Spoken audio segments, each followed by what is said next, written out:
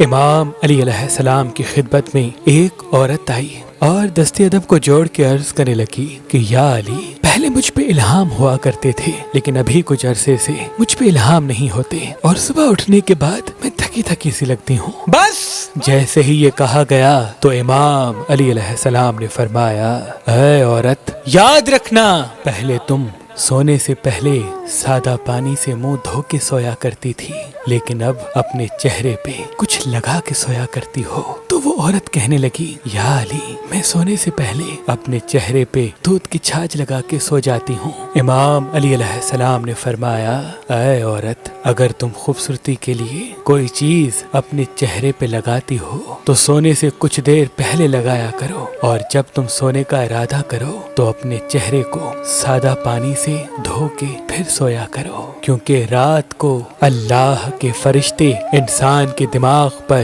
اللہ کا پیغام نازل کرتے ہیں اور نیک انسانوں کے گھروں میں گھومتے رہتے ہیں، لیکن جو انسان رات کو چہرہ نہیں دھوتے یا ان کے چہرے پہ میل یا کوئی چپچپی چیز لگی رہتی ہے تو شیطانی جن اس انسان کے چہرے کو چاٹتے رہتے ہیں، اور اللہ کے وہ فرشتے جو اللہ کی طرف سے الہام لے کے اس بندے پر نازل ہونے ہوتے ہیں وہ دور دور رہتے ہیں۔ یاد رکھنا، رات کو سوتے وقت اپنا چہرہ صاف پانی سے دھو کے پرسکون ہو کے سویا کرو، اس سے پوری رات اللہ کا نور تمہارے چہرے پہ برستا رہے گا اور یوں تم پرسکون نیند بھی پاؤ گی اور الہام بھی تم پہ نازل ہوں گے، اور صبح اٹھنے کے بعد تمہارا جسم بھی تھکا ہوا نہیں رہے گا، تمہارا جسم بھی تھکا ہوا نہیں رہے گا، تمہارا جسم بھی تھکا ہوا نہیں رہے گا۔